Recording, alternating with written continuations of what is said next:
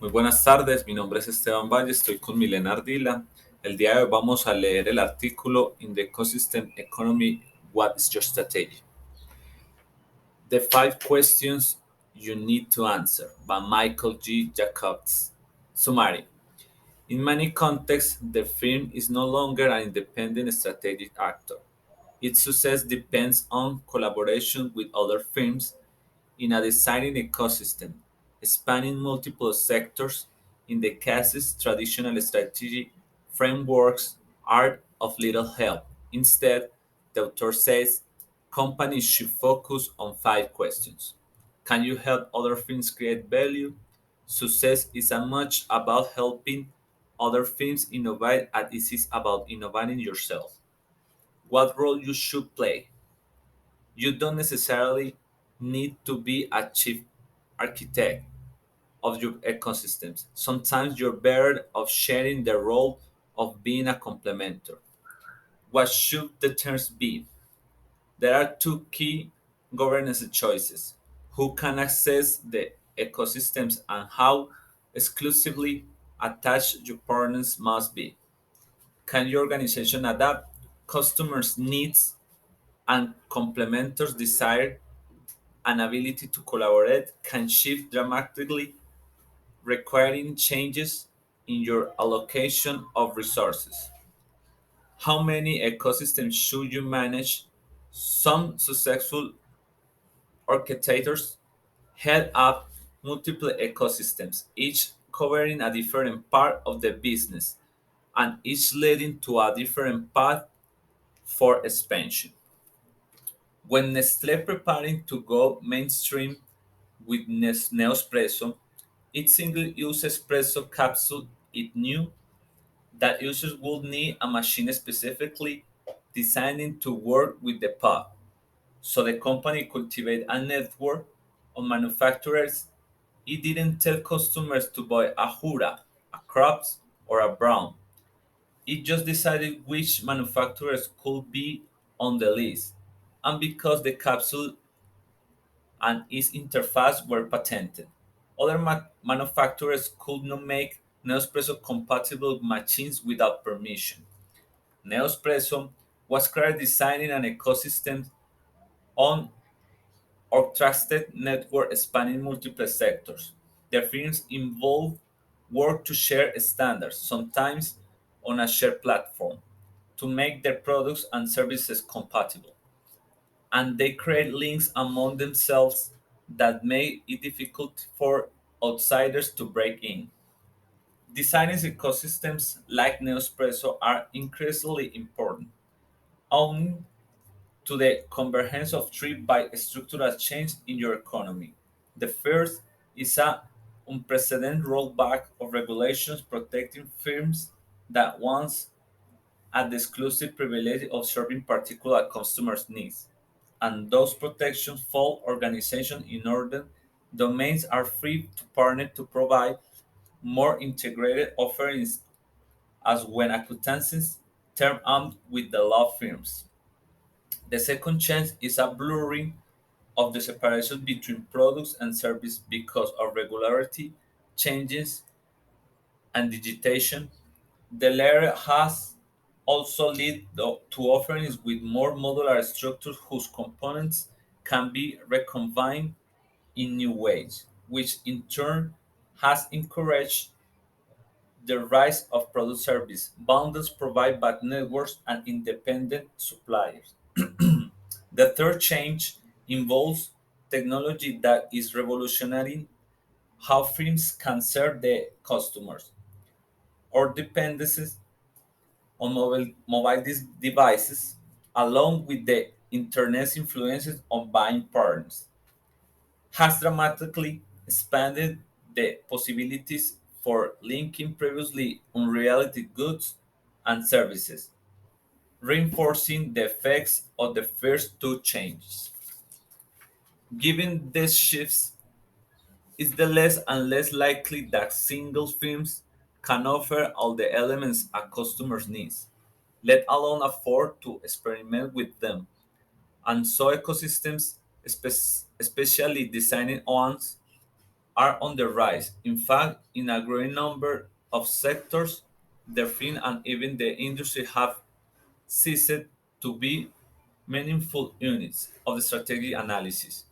We must focus instead on competition between digitally enabled design ecosystems that span traditional industry boundaries and offer complex and customizable product service bundles.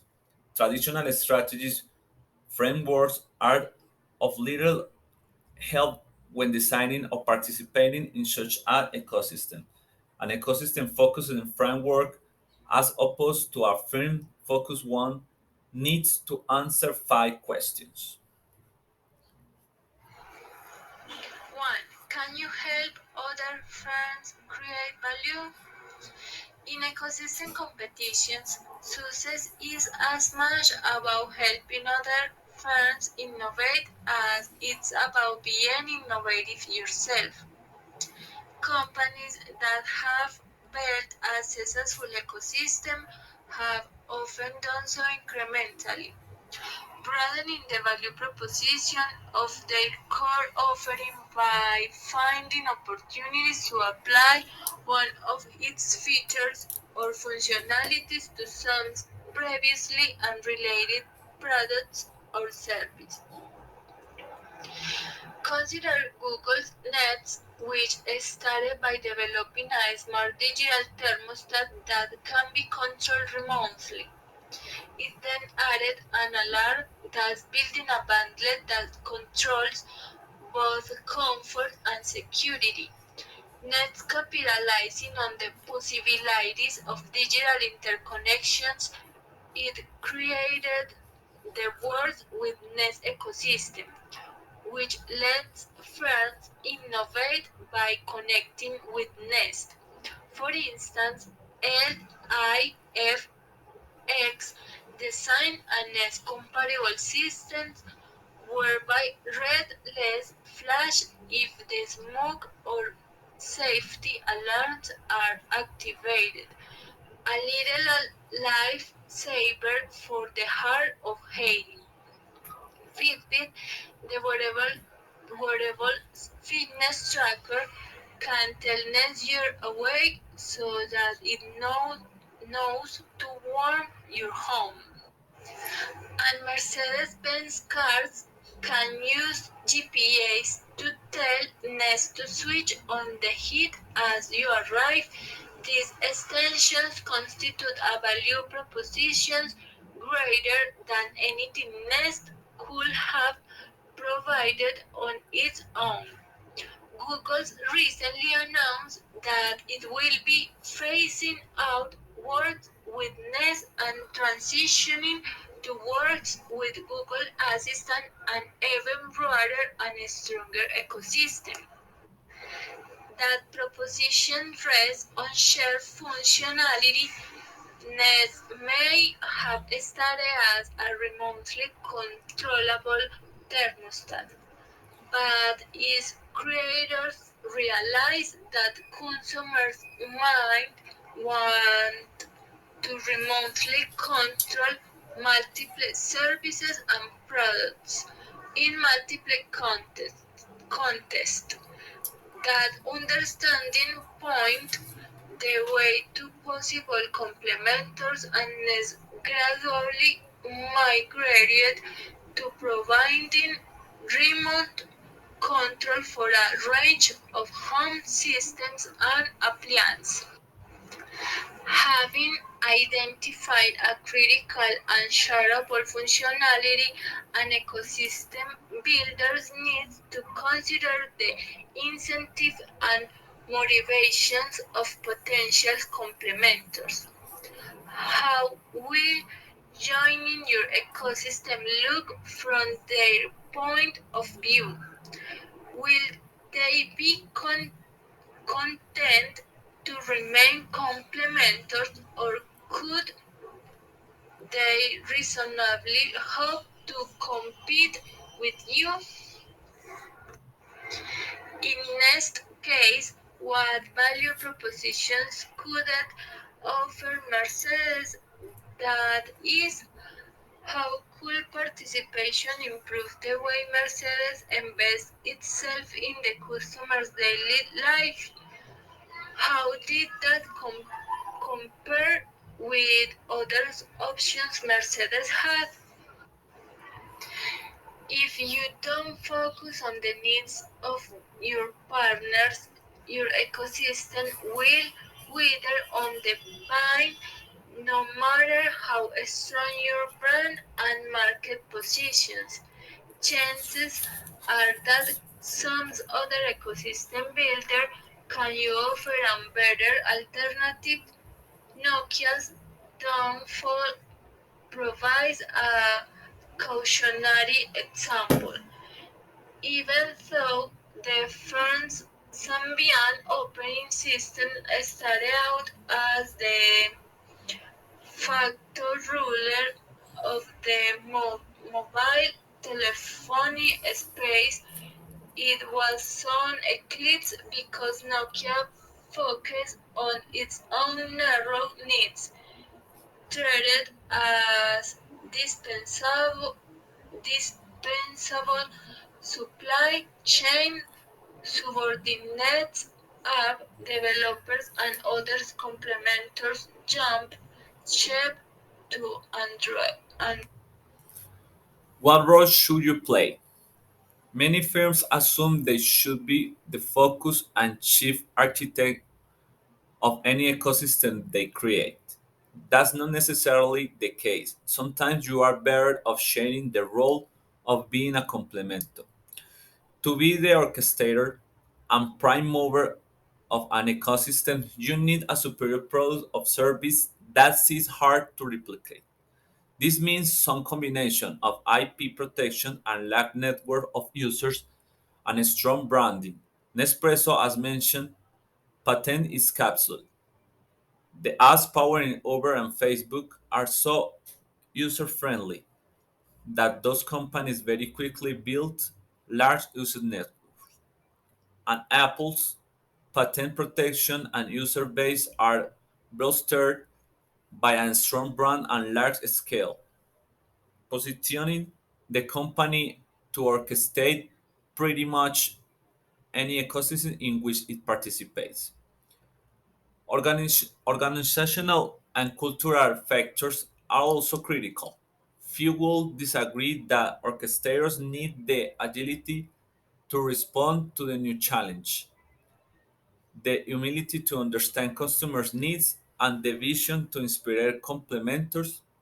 But to say that isn't necessarily to state the obvious. Consider the impact a single middle focus on shareholder value and cost control can have on a company's ability to demonstrate those qualities. Firms with a focus are often, and sometimes regularly, accused of favoring the capture of short-term profits over the creation of long-term value, and given the time needed to shape an ecosystem spar into a successful whole. That orientation for a could compromise a firm's ability to be an effective orchestrator. A company whose identity is deeply rooted in its technology or management system might also struggle. For example, an obsession with control could get in the way of engaging with entrepreneurial scientists, while a preference for organic, internally generated growth could lead to clashes with complementors equally protective of their turf. If you lack the qualifications to build an ecosystem but have an IP protect product or service that could anchor one, your best your best bet most likely involves attracting in the interest of a large company that could buy into or license your idea.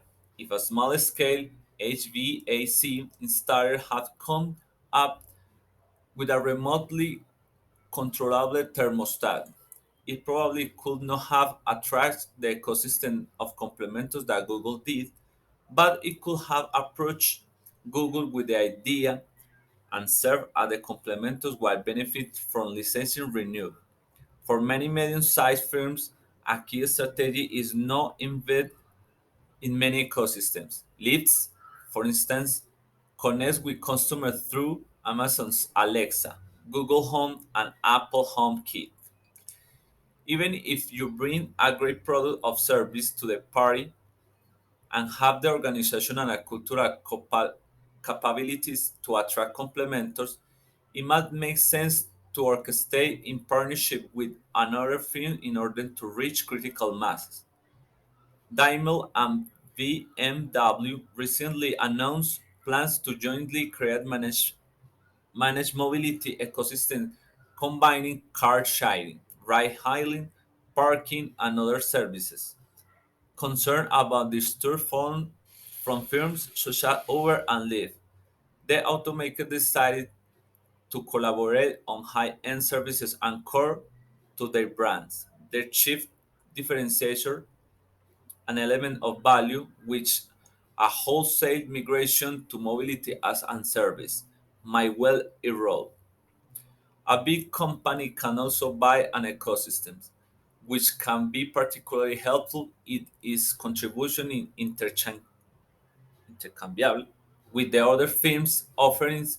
Toyota recently invested 1.5 billion in the Southeast Asian ride-hailing company Grab, reasoning that mass will drive demand for reliable low-cost cars.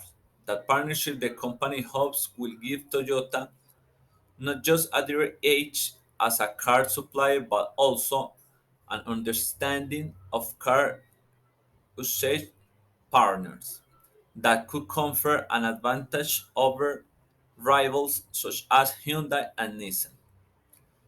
Some also caution for mainstream firms, even if you are large, you might be vulnerable to disruption from Google, Apple, and the other tech giants, and participating in one of their ecosystems as a complementer might have significant advantage over trying to orchestrate your own, especially when it's hard to assess what combination of products and services will satisfy the final customer, or when the range of potential combination is very broad. You should probably not be responsible for entrepreneurial and creative inputs. The video game industry, for example, developers organize flexibly through video game engines to take their offerings to customers. And even if you ultimately want to build your own ecosystem, participating in another one can help you again experience, understand the needs of customers and complementers, and build the skills that orchestrating requires. 3. What should the terms for participation be? Research on ecosystem governance is still in its early days, but governance failures are easy to identify.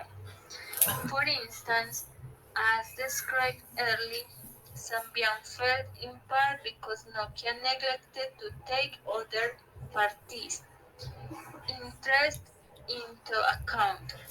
Contrast that with Apple's record with app developers. There are two key governance choices: access. Early in the process, an builder needs to decide whether the system should be open, managed, or closed. In an open ecosystem, such as Uber's drivers, complementors need only meet certain basic standards to participate. In a managed ecosystem such as Apple's Store, there are clear criteria for complementors and possibly some limits on their number, along with specific guidelines on functionality and pricing. Say, in a closed ecosystem, such as VW's connected cars and Philips digital health, approval of complementors and rules of participation are tightly controlled. In general, the more open the system, the easier it's to attract complementors and a wide range of products, but quality is more variable. The degree of openness should be determined in part by what matters most to the final customer. For a mobile app platform with a diverse customer base, for example, an open ecosystem, one offering lots of choice might make sense. But if quality and safety concerns arise, barriers may be in order. Think of Didi, China's largest ride-hailing company. Reeling from the 2018 magrees of two passengers by drivers for its hitch service, the firms chose to become more closed. It suspended hitch and now rigorously vets prospective DD drivers. Attachment. As you determine how accessible to make your ecosystem, you will also need to consider how exclusively attached to it you want your complementors to be, how much they need to co-specialize with you. There will be trade-off for all parties if your mobile operating system forbids app developers from porting their programs to other platforms. The developers will certainly have a stake in your success, but the restrictions might cause them not to join if they have opportunities elsewhere. Conversely, if you impose no barriers to redeploy an app, you'd find it far easier to recruit complementers, but they will have no particular attachment to your ecosystem. The degree to which an orchestrator can look in complementors generally depends on the attractiveness of that orchestrator and what alternatives are available. Acutely attractive orchestrators such as Apple, which can link an app developers to a large and loyal network, can probably require more attachment than a new entrant can.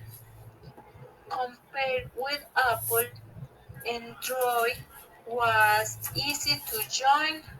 Google wanted it to gain traction before scaling up.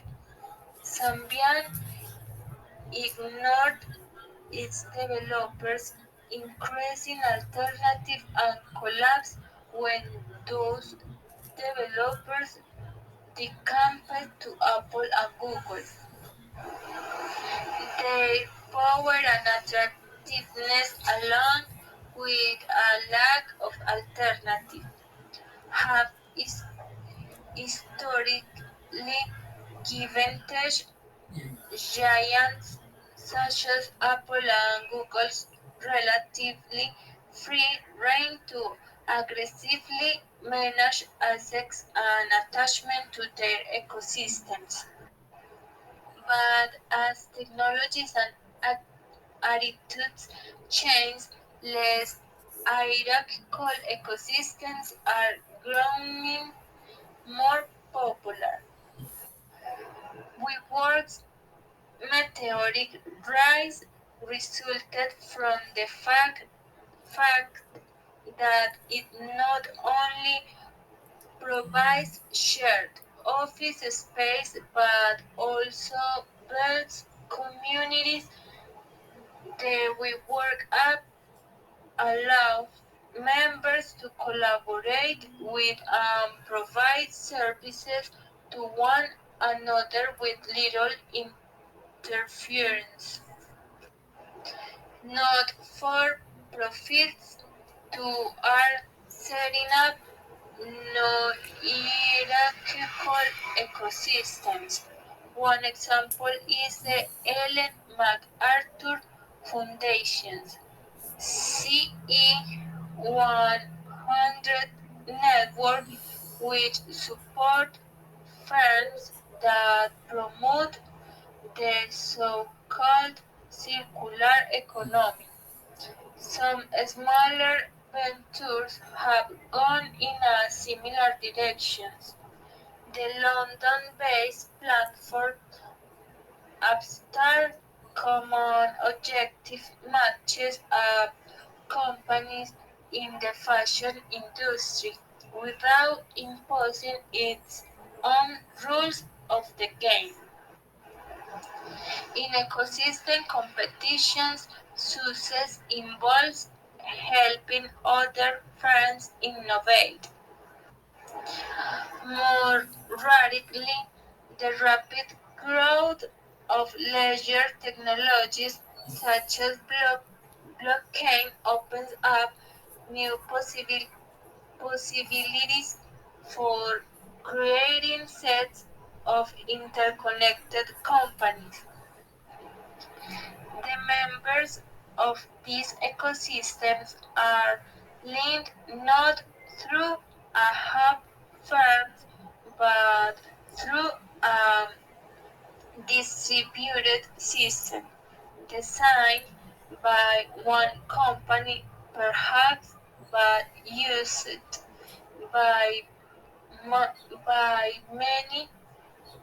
Considers Plant Labs Nexo the biggest challenger to Uber in Mexico City. Instead of assembling a fleet of individual drivers who connect with customers through an app, the Uber model it built an interface that allows taxi companies to band together in a network passengers can choose from, providing the same seamless experience Uber offers but through a decentralized ecosystem. Can your organization adapt? An ecosystem's members must be able to quickly adapt because the needs of the final customer, along with the desire and ability of complementors to collaborate, can shift dramatically. Take Nike's phone ball, an early fitness tracker that connected with other Nike products.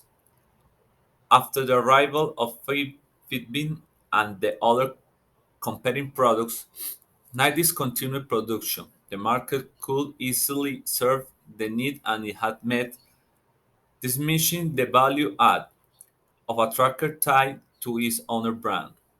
The company also failed to defend its software and became a third party app, selling what it could through a deal to co develop a version of the Apple Watch. Like many traditional vertically integrated firms, Nike was slow to recognize the inevitable and thus it lost its chance to orchestrate the wearables ecosystems. Apple's success with the iPhone, in contrast, was fueled by the company's recognition in 2008 that its original strategy of providing all the phone's apps was wrong. Steve Jobs, who was initially opposed to no Apple apps provides, made an impressive U-turn, creating the iPhone App Store. This both allowed the firm to share renew phone apps sold and encourage others to find ways to leverage the phone. Participating in an ecosystem requires an outward facing culture and the ability to manage relationships with a host of complementors. Those skills don't come easily to established players, which then to default on the one of two approaches to create vertically integrated, tightly controlled network, as Nokia did, or to hope on the bandwagon of open innovation and production, providing only a platform and leaving ecosystem management up to users. The risk there is that without some central impetus or incentive from the host, other parties might fail to engage. That happened with Watson. EVMs, a developer platform, initial developer enthusiasm did not translate to activity and engagement. There really aren't any default strategy for building an ecosystem. You need to decide carefully where and how to open up and then do so in a way that firms your competitive environment. Nest got this right, concerned that by opening up an alarm function, it would compromise its ability to control the home. It made a strategic decision to engage an alarm and monitor itself rather than link up with alarm.com or Honeywell that it invited complementors in other non-strategic areas instead. For his part, when alarm.com entered the thermostat market, it chose the enable Nestle connectivity, having a smaller installed base in less muscle than Google. It places a premium on the ability to infiltrate more houses more effectively, even if the reduce is aspiration for control. Moving beyond strategy, to build an ecosystem, you will need to manage your organization. The old part of it that which currently generates renew, we want to keep innovation under the firm's control, and we treat complementors with suspicion. Whereas the new part will need to be extremely focused. Big firms often separate the two parts, regarding the core as a margin preventing internal supertanker and hoping that a small fleet of speed boats, some of which manage ecosystems, will pull the firm forward. Banks and insurance companies, for instance, often try to preserve their legacy structures and IT systems, hoping that a few add-ons will bring them into the digital ecosystem enabled age. But to success, ecosystems must be more closely allied with the core.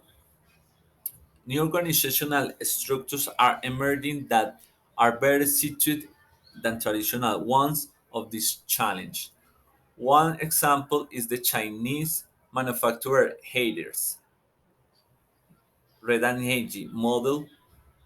Haider is organized around independently managed micro enterprises that it might or might not own.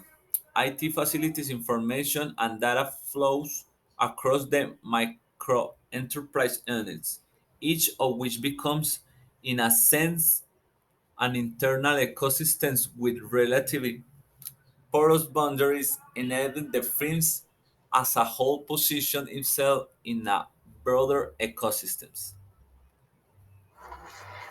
5. How many ecosystems should you manage? Some successful orchestrators manage a number of synergistic ecosystems, each covering a different part of the business and leading to a different path for expansion.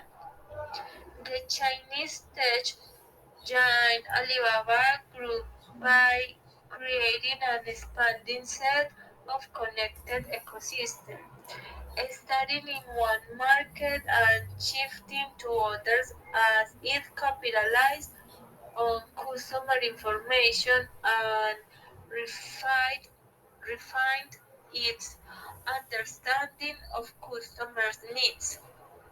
It began with 1688.com, a wholesale marketplace created the Taobao, a C2C marketplace, moved into mere a third-party sell B2C ecosystem and expanded to Hu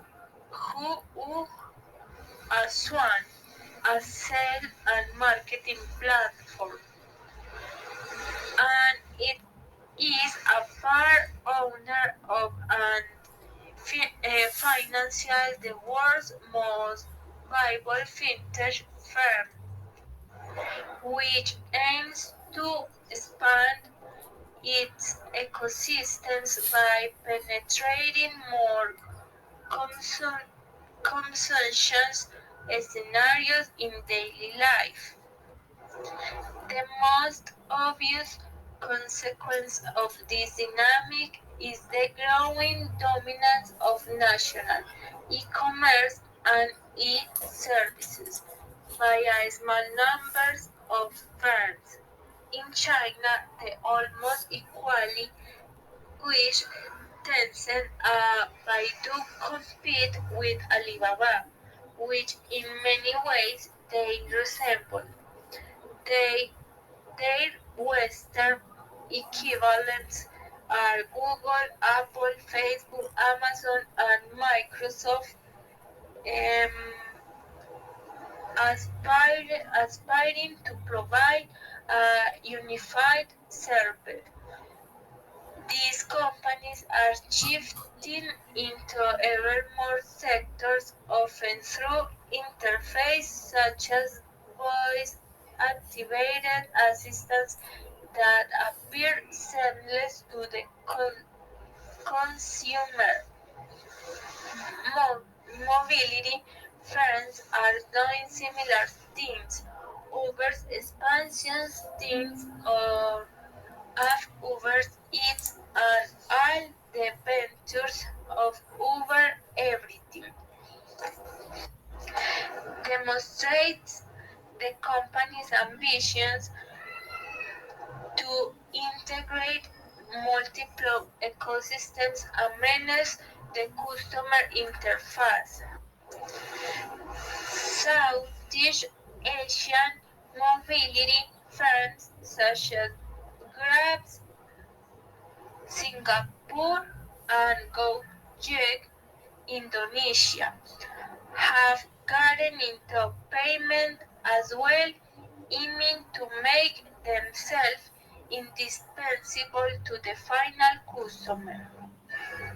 As Marco Lanciti and Karim Lakhani recently noted, such have firms are becoming formidable strategic bottlenecks that can direct the lion's share of value to themselves.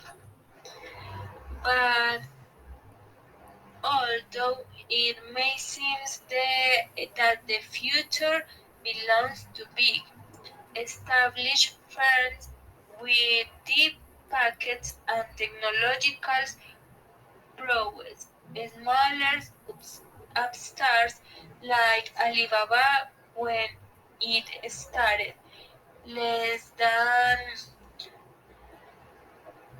less than 20 years ago and non-technology firms have the potential to muscle in.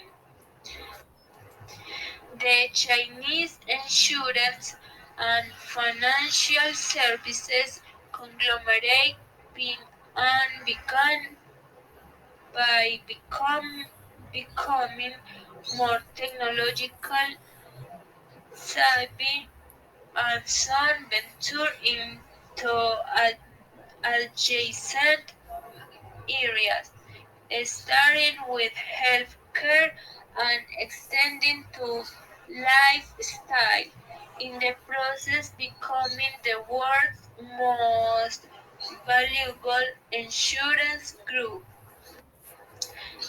It did so by creating focused ecosystems such as Ping and Good Doctor, which combines AI with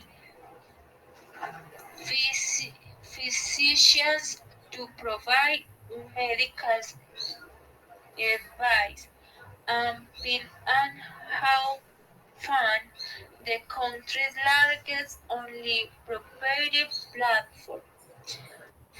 It has invested in Autohome, China's largest used car marketplace, and in entertainment through an alliance with Huayi Brothers. It then combined those verticals with some of its own units, including Pin and Ban and Sean and Insurance, to create the Pink One account, an offering that is key to capture every customer's interactions. When building an ecosystem, you must decide carefully where and how to open up. For complementors, different ecosystems represent different pathways to market, and most integrators are complementors in rival ecosystems. You'll find Microsoft Word in Android, Google Maps in Apple, Apple software in Microsoft systems, and so on. Fans choose to multi-home according to what specific ecosystem allow the cost of redeploying in other ecosystems and the benefit of cross-ecosystem customer reach. A firm's role in one ecosystem might drive its participation in or orchestration of another, and there is plenty of room for strategizing. Samsung, the biggest user of the Android ecosystem, it sells more than 40% of Android phones, trying to create a rival OS ecosystem. If Google didn't make certain concessions, the companies reached a compromise, but they continue to compete over functions such as digital assistants, and the boundaries between Google's and Samsung's phone ecosystem continue to be hotly contested. Strategic interactions of this kind between firms and their associated ecosystem will only increase. From private benefit to public good, the rise of ecosystem based competition not only requires a new strategic framework, an organizational model, It has significant implications for policy and regulation, in particular, the increasing success of integrators and their ability to become a powerful orchestrators across an ever growing number of ecosystems raises serious questions about a new form of market power. Governments must strike a balance that both keeps their business environments healthy and safeguards their societies. Little global consensus has emerged about where the balance should lie. The rapid growth of many Chinese firms has relied on their unfettered ability to access data, while Europe sets tight restriction on activity. Will those limit economic growth in Europe relative to China? Maybe, but Europeans might consider the price worth paying given the social benefits of privacy protection. Whatever social priorities they set, all countries will need to change the analytical foundation of competition law, which has long focused on managing the market shares of individual firms. As a recent report prepared for the UK Treasury argued, we need to adjust our approach to competition and regulation. In particular, we need to examine their terms on engagement in ecosystems, how orchestrators and integrators assert their power, what customers' data do those parties own, and how they interact with complementers. And while there is only one Apple, there are 2 million app developers. The fate of complementers might have more far reaching societal effects than the high profile fortunes of an orchestrator will have. And as we contemplate regulatory actions, we must consider ecosystem governance rules and engagement and the well being of myriad de fact weaker. Complementers, we must also ask whether firms desire to expand their reach and control an increasingly broad swath of activity restricts competition.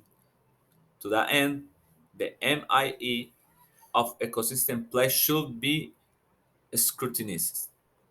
In approaching this challenge, policymakers should avoid the trap of throwing on emerging ecosystems and commercial monsters in need of control. Ecosystem can provide new ways of bringing private benefits in a public good. IDEO's collab circular economy portfolio advises firms in the textile and food sectors on reconfiguring their ecosystems to encourage the reuse of resources and the reduction of waste.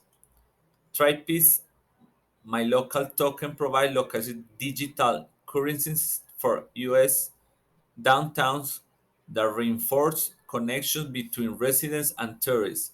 On one hand, a local business on the other. Velocia is creating a rewards ecosystems to encourage the use of public transit alongside on-demand services such as carpooling and crashing to improve people's commutes. Disclosure, I have advised all three of these companies. Conclusion: business is undergoing a paradigm shift as a result of digital innovation. The very nature of competition is changing. Comparing is increasingly about identifying new ways to collaborate and connect rather than simply offering alternative value propositions. But as the scope of opportunity expands, so too does the confusion of executive confront with digital ecosystems. The complexity of those systems doesn't mean we should give up trying to make sense of them. It means we need to adjust We must shift from reading strategic based or perspective frameworks to dynamic experiments based on a process on inquiry. Start by asking yourself the 5 questions I've just proposed. En conclusión, el documento nos alimenta de mucha información respecto a cómo en la actualidad las empresas deben adaptarse a los cambios, cómo constantemente se deben buscar alternativas de crecimiento, incluso con la colaboración con otras compañías, que se pueden ofrecer mutuamente en cuanto a la innovación, establecer qué papel juega cada quien y en las diferentes estrategias y su alcance de participación. También cómo las organizaciones se pueden adaptar a los cambios y al mutuo intercambio de conocimiento y colaboración.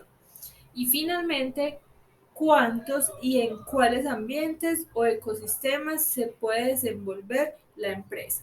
Muchísimas gracias a todos.